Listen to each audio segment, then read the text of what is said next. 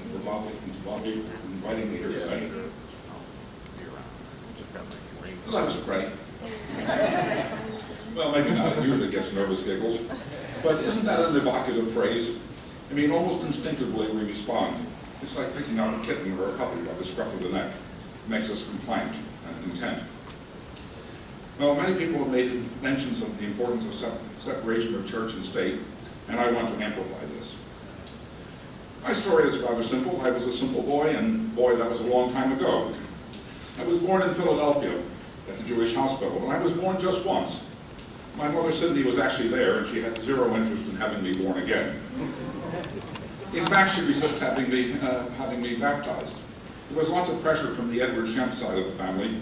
Grandma was a devout Lutheran or Methodist and a fan of Billy Graham. But Dad had slowly distanced himself from what he considered to be cruel and violent in the Bible. He did want to believe in some higher power, but late in his life, he concluded that gods are man-made and religion is more of a business than an uplifting force in society. He was disappointed in this conclusion, but he died in 2004 as a non-believer. My mother was raised in Oregon and California with no interest in churches or religion. She simply thought there were more important things in life. So she died in 2006 as a non-believer. Hence, I am here unwashed and unbaptized. We attended pretty faithfully the Unitarian Church in Germantown, and this was seminal. In addition to the usual Bible stories in Sunday school, we learned about other religions, and I quickly assimilated the idea that there was no single truth, or any claim that God spoke to some, but not to others, and I thought that was ridiculous. Our Germantown church had an especially interesting pulpit, where Reinhold Niebuhr, Paul Tillich, and Norman Thomas spoke several times a year. I was greatly enamored of Norman Thomas. When he spoke in a ringing voice about the great problems of our time, you wanted to rush to the barricades. But it soon became clear to me that there were so many claims to religious truth, they couldn't all possibly be right. I mean Calvinists, Lutherans, Catholics, Orthodox, not to mention Coptics, Mormons, Pentecostals, Armenians, Serbian Catholics, and then the Jews who were Orthodox, Conservative, Reformed, and the Muslims who were Sunni and Shiite and Davidian and Dervish, and Hindus. No one can keep track of all the schisms and divisions. The notion that there is one true faith that fits all in schools or in society is just simply absurd. For these reasons and more, I started thinking about the Constitution and the Bible way back in 1956. I was a 16-year-old junior in the Abington Senior High School, a suburb of Philadelphia. Pennsylvania had a law that required 10 verses of the Bible to be read in every classroom at the beginning of each school day. This was followed by the students standing to recite the Lord's Prayer and then the flag salute. 20 or 30 states had similar laws that had been unchallenged for more than 60 years. It seemed to me that this was a violation of the First Amendment because it's clearly established a Christian religious practice in the schools under the authority of the government. I read the First Amendment several times. It's only 45 words long, so it's not taxing even for teenagers. It is interesting that this daily ceremony was known as morning devotion, so the religious nature was obvious. I brought a copy of the Qur'an to school. I did this because I wanted to show that the Bible was not the only source of truth, not the only holy book. The Qur'an was really by accident, and because one of my friend's father had a copy of it in his library. It could have been the Buddhist scriptures, the Bhagavad Gita, or some Hindu scripture. I was sent to the principal, who lectured me on respect and the school rules. I replied that I was concerned for respect for the Constitution and freedom of conscience. He sent me to the guidance counselor. Was I having problems at home? Or didn't I like my father? No, I said. I just disagreed with Bible reading and prayer. That evening I wrote a letter to the American Civil Liberties Union. The letter I wrote November 26, 1956. Gentlemen, as a student in my junior year at Abington Senior High School, I would very greatly appreciate any information that you might send regarding possible union action and or aid in testing the constitutionality of Pennsylvania law, which arbitrarily and seemingly unrighteously and unconstitutionally compels the Bible to be read in our public school system. I thank you for any help you might offer in freeing American youth in Pennsylvania from this gross violation of their religious rights as guaranteed in the First and Foremost Amendment in our United States Constitution. Sincerely yours, Ellery Schempp. Well,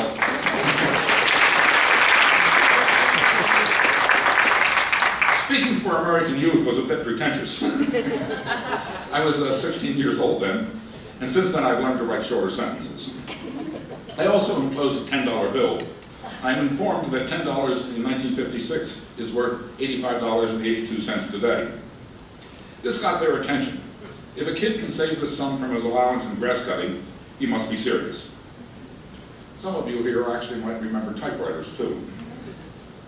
Well, going back to 1956, we were in the midst of the McCarthy era, when every dissent was labeled communist or worse. But the Supreme Court in 1954 had decided that segregation was a violation of the Constitution, which I thought was a wonderful affirmation of human rights and social justice. This influenced me to think that this applies to religious minorities too, although at the time I had no idea my objections would reach the Supreme Court. And you must know, back in 1956, 1960, 1963, secular students, Freedom from Religion Foundation, American Atheists, all these other organizations that we know of today, they simply did not exist. There was no internet, and so it was really only the ACLU that we could look to for support. And you remember that in 1954, the phrase "under God" was added to the pledge. It's amazing, none of our founding fathers ever recited the Pledge of Allegiance, nor did Abraham Lincoln. It was only written in 1896 by Francis Bellamy, a minister with socialist leanings, and it only became widely used after World War I. When I hear that "under God" is essential to our well-being, I ask, how could it be that the United States survived for 100 years without this pledge? The phrase "under God" was added in '54 at the urging of the Knights of Columbus, a Catholic group that favors Vatican-based government. The entire Congress marched out to the Capitol steps to recite the new pledge while singing "Onward, Christian Soldiers." Well, we are not, of course, under God. If you look at a map, you can see that we're actually under Canada. And in 1955, Playboy published its first issue. Now, as a teenage scholarly lad, I had little interest except for the articles. But I noticed that the Bible thumpers were outraged and wanted to stop it. I felt it my civic duty to stand up for Playboy. I mean, in a conflict between the Bible and Playboy, it was clear the Bible had to go. From all of this history, you can see that I had four main reasons for making my protest. Fairness. I thought schools needed to be fair to everyone. The Bible is not the holy book of Buddhists, Hindus, Muslims, so that isn't unfairness. Non-believers going to school to learn history and math should not have the Bible or prayer forced on them. I remember that my Jewish friends were made uncomfortable by certain passages, and the Catholic kids did not say the same Lord's Prayer. There, in fact, is a Douay version of the Bible. It contains different books and different version of the Ten Commandments. I rejected the notion that there was one universal truth, but I saw that the school was a missionary for one sectarian Christian belief, trying to suppress other beliefs. One size in religion does not fit all. It seemed to me obvious that the Bible was not a source of morality, as the school claimed. I mean, I got to thinking. I knew that kids in Oregon and other states did not have Bible reading. Could it be true that they were less moral than those of us in Abington? This, of course, brought out the lie. The Bible is full of unimaginable cruelties to women, to children. It's full of violence and rape and genocides. Somebody counted up that there are perhaps 1 million deaths described in the Bible, and this is all championed as being righteous and the will of God. The Bible, of course, contains passages that are in direct contradiction to science. Scientifically, it is impossible to believe in Noah's flood. This is a story with no moral or scientific value. There are so many accounts of creation in various traditions, so the Genesis account and Noah's flood myths are simply one among many. I rejected the idea that the Bible account has any authority. I used to disbelieve in talking snakes too, but then Glenn Beck and Sarah Palin came along. After many months of visiting our family and discussions, the ACLU agreed to provide legal support. Bernie Wolfman played a vital role in this, and some of this is recounted in this wonderful book by Stephen Solomon called Ellery's Protest. So I'm not the author, I didn't write it, I don't get any royalties, but it is actually an extremely good account of all of the aspects of the legal case and the social ramifications. We, that is our lawyer Henry Sawyer, argued in court that the Bible reading was a violation of the First and 14th Amendments. The 14th Amendment, of course, is very critical because it is understood to mean that the Bill of Rights, especially the First Amendment, applies to the states as well as to Congress. After hearing testimony in 1958, and the first court hearing was on August 5th, 1958, and I remember it very well because it happened to be my birthday. We had testimony from Solomon Grizel, a Jewish scholar, and Dean Weigel of the Yale Divinity School, who testified, after much questioning, the Bible is non-denominational with regard to Christians. At that moment, they lost the case, essentially, and the district court agreed with our understanding of the Constitution in a 3-0 decision. The school district then appealed to the Supreme Court, U.S. Supreme Court. A similar case was brought by Madeline Murray O'Hare in the state of Maryland in 1960, starting 2 years later. And these two cases reached the Supreme Court at the same time, and they were joined or consolidated. Murray founded the American Atheist, of course, and she became famous as an outspoken atheist and was featured on the cover of Life magazine as the most hated woman in America. Very sadly, Madeline and her son Garth and granddaughter Robin were brutally murdered in 1996. So finally, in June of 1963, the Supreme Court issued their decision in the case of Abington versus Schempp and Murray versus Curley. It was an 8-1 decision. The court ruled that Bible reading and the prayers in the public schools violated our Constitution. This changed the laws in about 32 states. Bible reading as a devotional, ceremonial practice in the public schools stopped. 8-1. It is significant that this was joined in concurring opinions by both liberal and conservative justices, and by justices who were Jewish, Protestant, and Catholic. So this was very broadly based, not in any way judicial activism. Potter Stewart was the lone dissenter. Tom Clark and Harlan, the leading conservatives on the court, were in the majority, joined by the Chief Justice, Earl Warren. As I mentioned, Steve Solomon's book gives many interesting background and details. Well, this made national news. There was outrage on a grand scale. You might say it was of biblical proportions. I have a lot of cousins, and suddenly everyone had an identity crisis. Can we change our names? Oh no, that's my crazy uncle. No, those are some other Schempps, we never heard of them. But President Kennedy made a nice statement to calm the country. He said, I am sure we can all pray a little more in our homes, in our churches, and our synagogues. Herb Block was a famous cartoonist for the Washington Post, and he produced this wonderful cartoon that encapsulates the whole thing. So you see here is an angry father sitting at the breakfast table, looking at the court headline and saying, what do they expect us to do? Listen to the kids pray at home?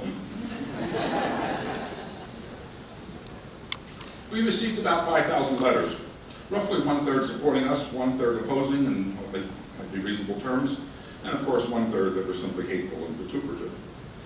Several of the letters in support actually mentioned from the Bible Matthew chapter 6, where it warns about not praying for public display as the hypocrites do, seeking public approval and not using vain repetitions. My parents answered every letter that had a return address. This was in the days before Xerox machines, and when stamps cost 3.5 cents. Still came to hundreds of dollars. We were actually accused of being everything that the writer hated. So you expected the ones that said, what are you, commies? What are you, Nazis? What are you, Catholics? What are you, Jews? We didn't expect the ones that said, what are you, Presbyterians? And then, of course, there were the ones that said, in the name of Christ, go to hell. And some were newspaper pictures smeared with excrement. I don't recall any letter that accusingly asked, what are you, Zoroastrians? I conclude that nobody hates Zoroastrians, and you might want to look into it.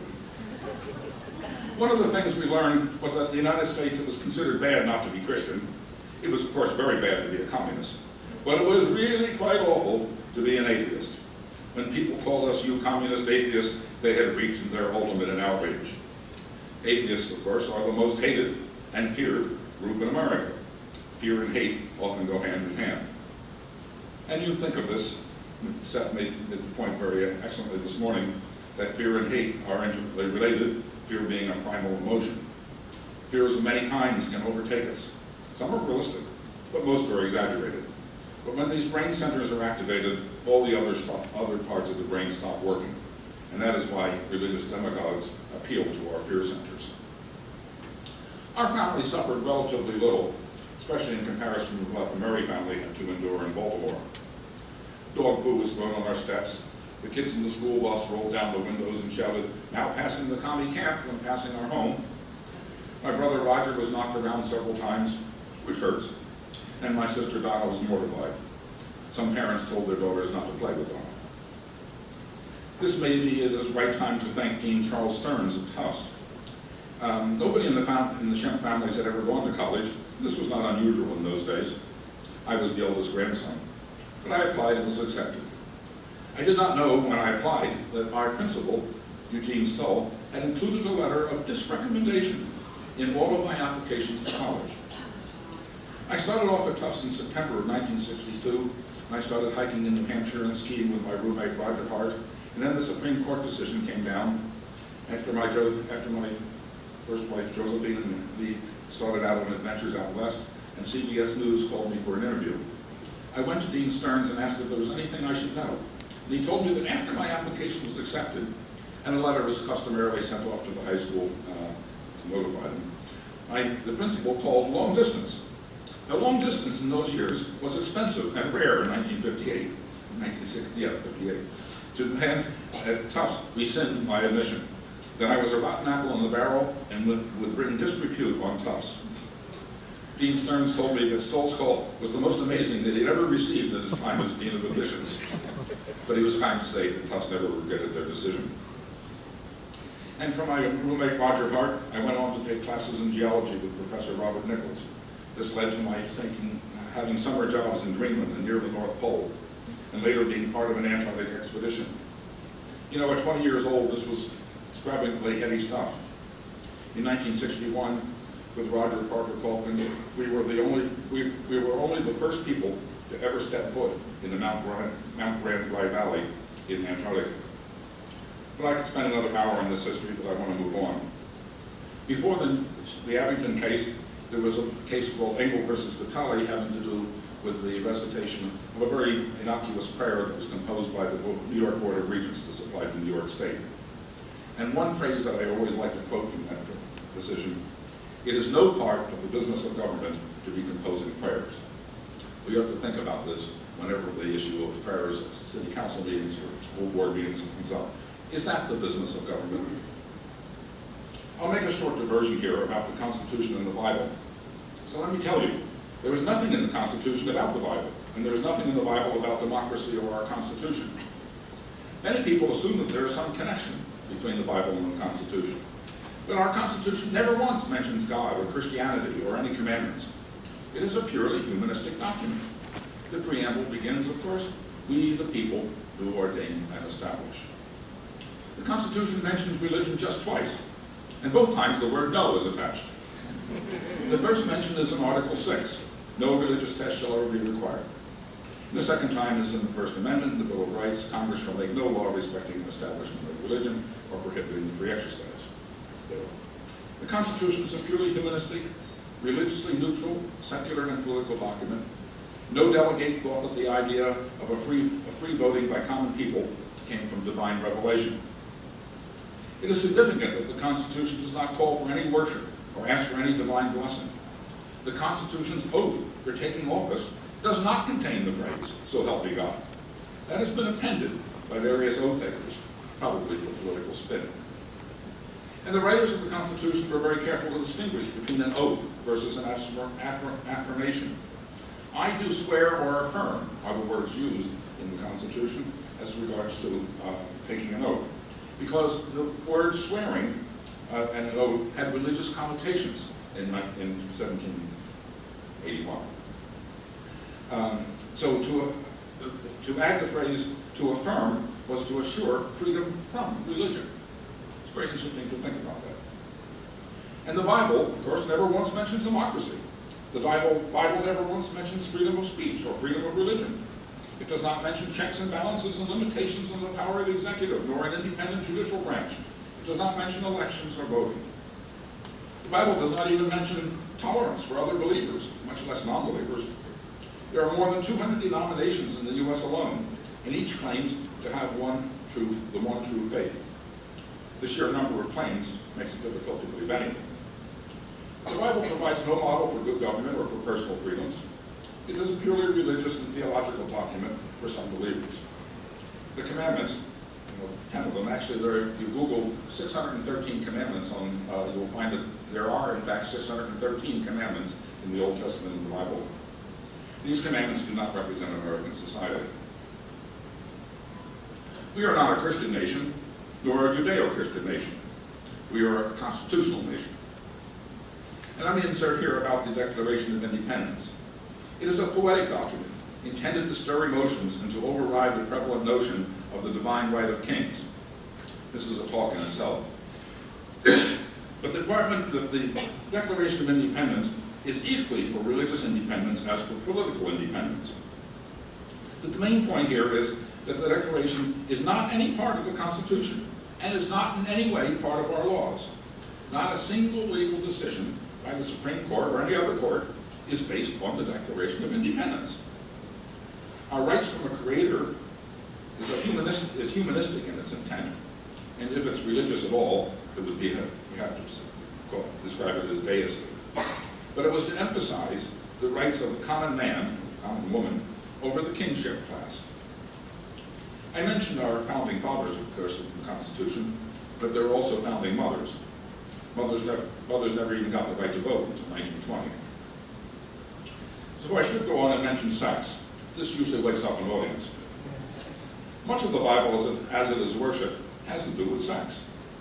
Our priests, pastors, preachers seem obsessed with who has orgasms alone or with whom.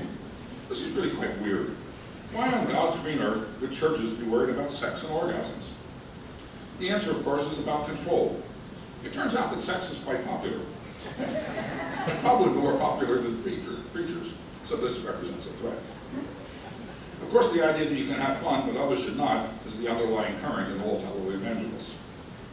Sexual stuff was obviously a big mistake in evolution. If sexual organs were in our elbows, morality would be very different. Where they are has contributed to dirtiness and notions about sin. Or maybe God was just playing a practical joke. I'm not a fan of original sin, mostly because I find it very difficult to be original. Sin has been popular for 1,000 years, but I don't want to plagiarize. The U.S. has had periods of religious fervor before. Historians describe the First Great Awakening before the War for Independence, 1730 to 1770. Interestingly, this religious fervor did not extend to giving us a religiously based constitution. The Second Great Awakening was in the middle of the 19th century. Utopian societies like Shakers, new sects like Mormons and Christian Scientists and Jehovah's Witnesses and Seventh-day Adventists sprang up. And this period ended after the Civil War, but it unfortunately left us with the trace of "In God We Trust" on our coins at that time, not on the paper money. And then that was the time, 1865, to think about that, was the first time that Christmas was made a national holiday. The Third Great Awakening was in the early 20th century and was accompanied by lots of social reforms, leading up eventually to Franklin Roosevelt and the New Deal, and ended the World War II. It's really about power, though. In every age, some churches and some preachers have tried to capture the power of government to promote their faith agendas. Churches use the Inquisition to suppress new ideas like Galileo's. Church establishments use their power to oppose the germ theory of disease. Church establishments use their power to prohibit birth control. And they use their power to oppose women getting a right to vote. In fact, evangelical Christians are flush with political power now. But are they using this power to promote tolerance, good government policies, decent conditions for our citizens? Sadly, often not. They are exercised about posting the 10 Commandments, about having more public prayer, about getting tax money for religious sectarian schools, for denying gays the right to marry, and insisting on keeping under God in the pledge. Having a personal religious faith is quite different from imposing your religious belief on others. A God view is frequently used by political scoundrels to advance their own self-interest. Faith believers in churches have always tried, as I said, to capture the power of government to achieve temporal power, promising heaven in return for tithing and lip service. I think our First Amendment and the Founding Fathers recognized how preachers and priests and politicians would try to win power by playing on public displays of piety. And this is what separation of church and state means to me. It is a separation of the function of government from the hypocrisy of public piety. Whatever faith belief one has, it is a personal matter, and not to be established to make one God view look superior. Politically, religious displays are a kind of spiritual taxation. In what way is it part of the business of government for a town council to have a prayer? In what way is it part of the people's business to select one particular God or one religious tradition for an act of worship? Secular means government works for the people, without regard to faith. It means government is neutral with regard to private beliefs. Secular means neither pro-God beliefs nor anti-God. What is the alternative? The alternative is a Christian or a Sharia-type government ruled by clerics. Our Constitution prohibits such religious law. It is secular, and that is why separation of church and state is important. When I talk at colleges, I emphasize that every issue does not have two sides. Even a simple triangle has three sides. Most issues have many sides. We humans are multi-sided, sort of polygonal, in geometry, in spiritual views, and in sexual positions. So when anyone says, my position is, you can rightly get giggles. There are not two sides as to what red lights and green traffic lights mean. There are not two sides as to whether atoms have electrons. There are not two sides as to whether the science methodological method is superior to faith tests. For example, no sane person disbelieves secular engineering as a way to make airplanes fly instead of relying on prayer. I think if secular science works for computers and airplanes, it works for understanding evolution too. And the neat thing about science is it works whether you believe in it or not. There are only four fundamental forces in nature that have been discovered by physicists: gravity, the electromagnetic force, the strong nuclear force, and the weak nuclear force. Prayer is not a force, and there's no known case of prayer overriding or upsetting any of these other forces. I oppose the notion of miracles. I think magical thinking is not good for individuals or society. A God of willy-nilly interventions is not very trustworthy. Monotheism is often said to represent an advancement in civilized beliefs. I am skeptical. In the old days, you could complain directly to the rain god, the storm god, the fertility god. Nowadays, you have to rearrange the entire universe just to get your foot in the door. And we know that our brains can fool us. The desire to believe is powerful and gives comfort sometimes, although I've never understood the desire to believe in hell. But we have to be careful. There are optical illusions. Eyewitnesses to crimes get it wrong more than 70% of the time. Feelings tend to dominate our rational processes, and religion takes advantage of this. Some say, unless we have public prayers, there will be no morality, no civilization, and the jungle will take over. Many opponents to separation of church and state actually say this. Apparently, now sending money to certain televangelists and pastors will get you out of the mess. It depends on how much money you send, of course. Separation of church and state leads to the death of family values, the end of civilized life, and to homosexuality. It even ends love for our kids and the sinking value of the dollar. The horror is too much to contemplate. There is a view that we in the United States are more chosen than others. This view is represented by under God and in God we trust. There is a viewpoint that without God we are doomed. These predictions of God's displeasure and desire to punish us Americans actually did happen. Bush got elected president. I do not wholly believe in freedom of religion. I agree that everyone has the right to believe in unicorns, UFOs, leprechauns, fairies, poltergeists, aliens to their heart's content, or whatever else you may dream of in the dark of the night. But you do not have the right to hold a prayer meeting in the middle of a freeway, to offer up animal sacrifices, to withhold medical care from your child, no matter what your religious beliefs. Religious conscience does not permit any group from violating child labor laws or preventing women from getting reproductive health care. This is not religious freedom, this is religious control. If we do not have separation of church and state, what are the alternatives? Will it mean that certain powerful religious leaders will be in control of our government? Do we really want some preachers or popes or mullahs to be running the country? I understand that church-oriented political types are good at stirring up emotions. The obvious problem is whose doctrinal purity is to be accepted? Which preacher will win? We know the phrase culture wars now. How much worse could it be? Many claim to know God's truth, but God does not give out his email address to most of us. And I'm skeptical that those who claim to know God's will actually know any more than you or me. There is a viewpoint that Bible truths are superior to all other views. A biology text used by some homeschoolers begins the first sentence, "If the Bible says it is so, it is true. If man says it is so, it may or not be true. Whenever man or science say things that conflict with the Bible, it is not true." That's a bloody arrogance. No one, of course, knows what the Bible actually says. It wasn't written in English, and there are many translations that differ with each other. If there is actually one truth, how come there are so many different versions of the Bible? Religious groups often talk about morality. I think moral and ethical values are important too. But religious types talk about morality, they actually mean only sex. Did I mention sexual freedom of choice? No, they're against it. Gay marriage, abortion, contraception, stem cell research are all hot-button issues. But there are dozens of ethical values about how we treat our planet Earth, about whether big corporations are truthful in their advertising, about whether top executives are overpaid, about whether the media presents news fairly, about whether the government can hide from public scrutiny, about how we treat our elderly in nursing homes, and so on. I do not think that faith-based government deals with these practical issues. It is a lousy substitute to have some faith belief take over from the pragmatic issues that we as a society have to deal with, to work out and to resolve for programs that work, even without prayer. We can let godliness come after decent health care. What is the state of our union for separation of church and state after 50 years?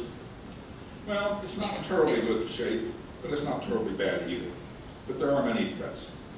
There are constant displays of public piety, constant calls for some God to bless us and help us out, beliefs in magical thinking that saints, angels, fairies, cherubim, or other invisible entities are likely to step up to do something useful.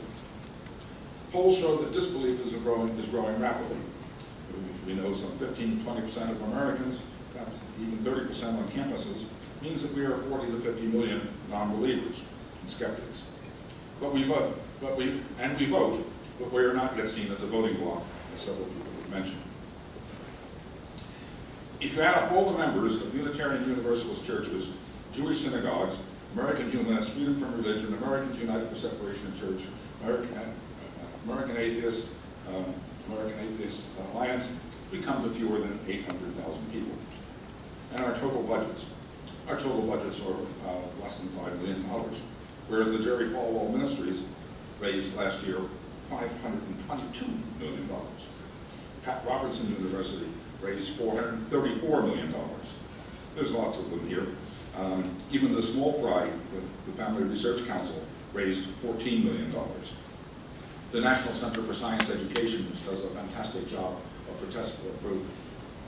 promoting evolution and opposing creationism and intelligent design, they get by an annual budget of only $900,000. By being skeptical about the Bible, I'm equally skeptical about the Qur'an. I do not have any faith in ancient texts that claim to contain all knowledge. There are many efforts to establish that it is a crime to insult Islam. These laws are like those that make it a crime to commit blasphemy, heresy, apostasy, heathenism, whatever these are. There's a serious effort in the United Nations right now to outlaw any criticism of Islam or Christianity. It's very serious. It's a very serious threat. It's being labeling every criticism as blasphemy. Interestingly enough, the Pope and Islamic leaders have joined forces to put this bill or this proposal before the United Nations. They fear irrational criticism and the potential loss of their tax advantages. From a democracy and civil liberties viewpoint, religious officials and promoters are not elected. They take no oath of office with the Constitution, and they do not have to account for their money. Religious leaders have always tried to capture the power of government and to promote their self-interest, and of course to get rich.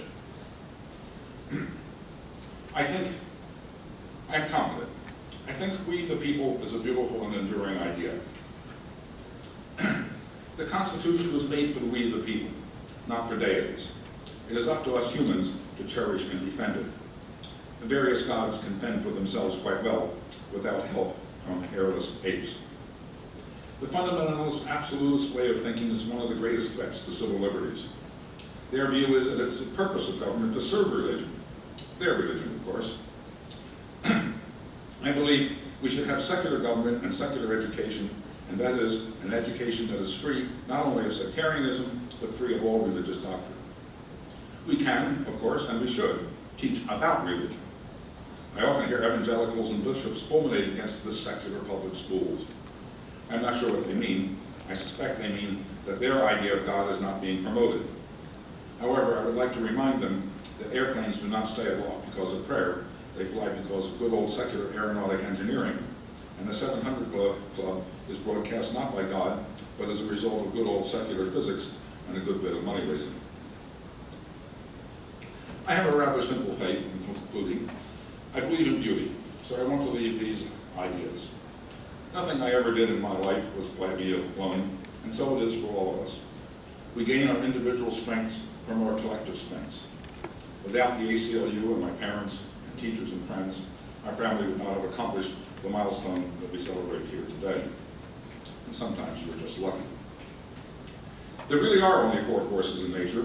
Spirituality is not one of them. Nothing in the Bible or Qur'an helps us. There are no supernatural interventions in human affairs, so it is up to us to sort things out. We in the non-believer community need to learn from the success of the LGBTQI community. There are 21 letters left in the alphabet, so I hope you'll be able to keep up. My point here is that the gays have achieved a fantastic success. Just 5 years ago, only 35% supported same-sex marriage. Now it is almost 55%. How did this movement succeed, and what can we learn from it? One thing that became obvious: gay couples moved in suburban areas. They cut their grass, had parties on their porches, had kids that played with our kids, let us borrow tools, just like the rest of us. Traditional marriage, whatever that is, turns out to have survived unscathed. So how did this happen, and what did we learn? One thing I find very amusing: the religious right invested heavily in quoting Bible verses to condemn gays. They were sure that Bible authority would win. But what actually happened? The Bible got dethroned. Young people think that fairness, love, and affection trumps the Bible. Think that. Bible authority is not what it used to be. I take a little credit for this. Bible reading under the authority of teachers in schools gave the Bible an unnatural advantage. Advocates of natural law will get the joke. Dethroning the Bible in all of its manifestations, translations, parsings, spin, apologetics, has been extremely good for us in free thought. I'm an enthusiastic supporter of the secular coalition. The outreach that Edwina described yesterday has been one of my hopes for the future. We do have a slight advantage. Many of the old anti-gay, anti-atheist types are dying off. I'm a bit lucky. I think I'm the only surviving person who knew Madeline Murray, Vashti McCullum, Steve Engel, Alton Lemon. But these court cases cannot be the basis of our future as atheists. Separation of church and state has to be won every day and at every level. And I want to emphasize this idea. As atheists, we have an outlook on the world and our existence that rejects a supernatural God to make our lives meaningful. This makes a God concept unnecessary in understanding our lives. This is good and valuable in our personal and ethical outlooks on life. But it is not enough. Our personal beliefs may be good in our private lives. They may motivate us to oppose government or social impositions. And these personal and private concerns are valued. But the larger issue is separation of church and state. There must be a clear understanding that personal religious views at city council meetings, school board meetings, and national political talk are not the same as secularism. Separation of church and state is more than personal and is social and political, and is the underlying protection for all other beliefs. So I said I believe in beauty. There's great beauty in our lives. I know we are only a small planet, but there are those of us who love it. I think it is beautiful that we humans can love music and dance, and that we humans can walk on uplands unbounded and know that we are made out of the dust of old stars, and thus have consort with things more or less eternal, or at least longer than us. And we can share love and empathy with our fellow humans, and laugh and sing, if even in our own, only in our minds. The love we know in our own lives expands to wider, more encompassing empathies. And I have a sense of humor about our existence. It surely is a funny thing that I'm here tonight. So I think that separation of government policies from religion is a beautiful idea. Separation of church and state is beautiful. I do have a dream. Seems to be the week for having dreams. I dream that faith believers do not have special advantages. I dream of a government that does not pander to priests and pastors and can do good things for our people. I dream of a time when the Supreme Court's decision 50 years ago is respected and honored everywhere. I dream of a time when separation of church and state is in first place in every government. Well, you know, in the First Amendment, there are guarantees of 5 freedoms that are mentioned. Freedom from long-winded speakers is not one of them. This was an oversight of the Founding Fathers. Thank you.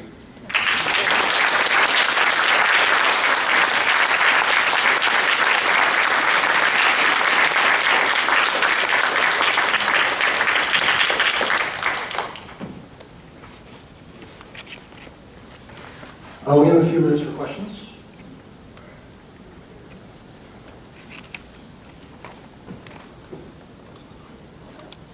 Sir, during the 1963-64 school year when I was in 6th grade, I was not only compared to Lee Harvey Oswald, but I was punished for reminding my teacher about the prayer decision. Where did that happen? Rockport, Massachusetts. I was recently down in Pennsylvania, where there was a celebration at Harrisburg, the state capitol. And of course, this whole case had to do with Pennsylvania law. A man named Turk came up to me. He was 65 maybe. He had moved to Pennsylvania, to Butler, Pennsylvania, north of Pittsburgh, when he was in high school, from someplace in the West where they didn't have this Bible reading and prayer stuff. And so he didn't say it. He didn't know what quite to expect on the first day of school. He was called to the front of the room by the teacher, bent over the desk, and paddled. This continued for the next 2 years. Turk was a stubborn man, a young man, and he wasn't going to recite a prayer that he didn't know or understand. He had to listen to the Bible reading. He had no option to get out of it. But every day for 2 years, he was paddled. And finally, there was one day when the Supreme Court decision came down and the paddling stopped. He had tears in his eyes when he greeted me.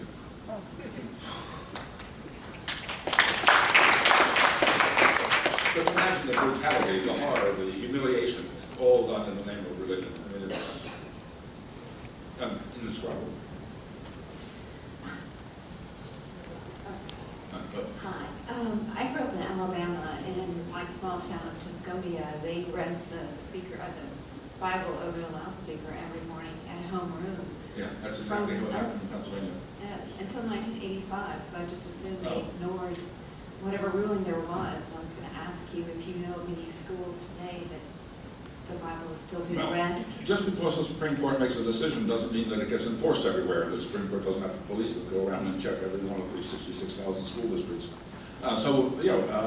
It will continue, and it probably is continuing today in some districts where nobody has raised an objection. But the good thing is that when you have, if somebody does raise an objection, usually it's sufficient for the ACLU or Americans United to write them a stern letter saying, if you don't stop, we'll sue. If we sue, you'll lose. And if you lose, it's going to cost you a lot of money. This usually gets the school board's attention, and they usually stop. But not always. There's a case that's unfortunately proceeding from a little town of Greece in upstate New York, a suburb of Rochester, I guess. And the ACLU tried to get them to stop having prayers and invocations at the school board. And they used the usual, and then of course our case didn't directly appeal like that situation. But the town of Greece dug in their heels and have appealed it to the Supreme Court, and the Supreme Court has taken a very unusual step of agreeing, of reaching down to take it away from the appeals court to hear the case. It's maybe one of the most serious threats to separation of church and state that have come along in more than 10 years. So it's something that Americans United, the ACLU, and many other, AHA, and many other groups are watching very carefully, all filing amicus briefs and arguments. It's a scary thing. We just have time for one more question. Hey, Ellery, you're on this tough scotch, right? Yes, Right. The battle still goes on. I've been involved, as Ellery well knows, in my unit in Tufts University in trying to get a humanist chaplain appointed. I don't believe there should be any chaplains in any university, but that's another story. However, I think we are on the cusp of being successful at Tufts. The other place where the battle still goes on a personal level is I happen to belong to Rotary. And I joined Rotary about 7 years ago because I like the philanthropic stuff that they do. However, Rotary in its constitution is classified as a non-religious organization. And Rotary also has a 4-way test for questions that it's asked us. One of the questions is whether it's fair to all. Well, most Rotary clubs that I know of or have visited, as part of their meeting, have a prayer. Well, I objected to this right from the beginning. And finally, after 6 years of effort, last year I got to the point where the prayer was dropped and we went to a standing with bowed head, moment of silent meditation. Well, it took me another year of effort, and I think I finally got that stopped because in our recent meeting, since our new president took over, we do not have a prayer anymore, and we don't have a moment of silent prayer. So the battle goes on. But anyway, see if you can get your universities to appoint a humanist chaplain. Thank you very much, Ed.